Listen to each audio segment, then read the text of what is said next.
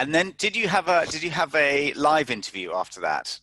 No, so it went straight from the video Okay. interview Mm. to a interview in their main offices. Okay. And tell us about that. That was really fun. It was so much fun.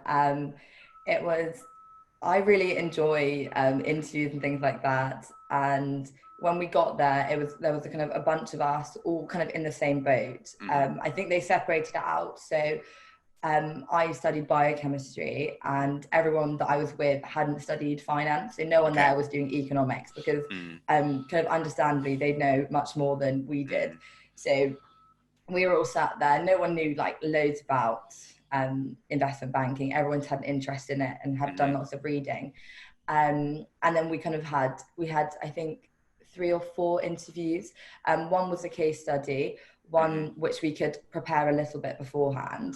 One was a almost like a critical thinking task. Yeah. So we got given some facts and figures, and we had to kind of talk them through with our interviewer, Hmm.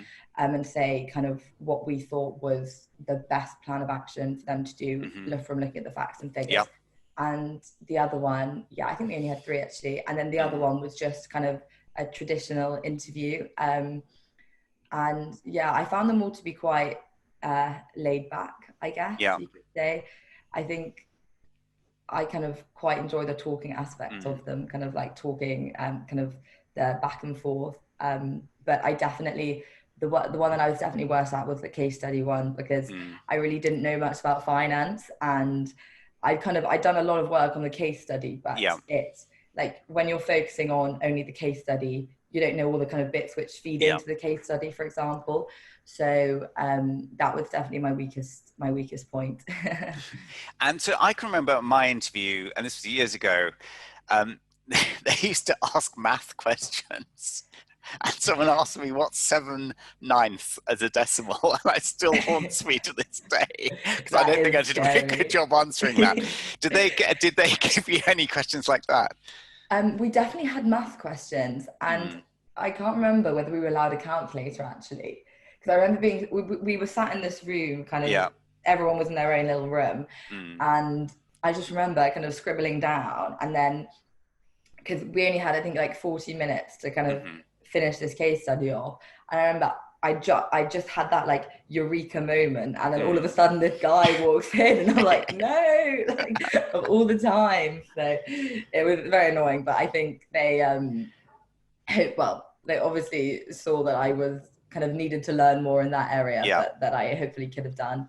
But What I, do you? I had a very funny time in the actual interview How where come? the guy that I was talking to, I think it was a question like I can't remember exactly what the question was, but it related to one of the individuals from Made in Chelsea. And at the time, I Yeah. used to be quite an avid fan. It was like once a week trash TV fix. Mm. And I started talking about this guy of Made in Chelsea, Julius Cowdery. I think Mm. I'd messaged him because he was like driving with with his phone on at the wheel, Hmm. and I'd messaged him and I'd kind of said like, look, can you stop doing that? And he obviously hadn't responded to me Yeah. because like he wasn't going to, but he found it interesting that I kind of put Mm. myself out there in that aspect, and Mm. also it turns out his daughter watched Made in Chelsea, so Okay. he found it quite funny as well, which was really nice. I do think that's important. I think standing out, making yourself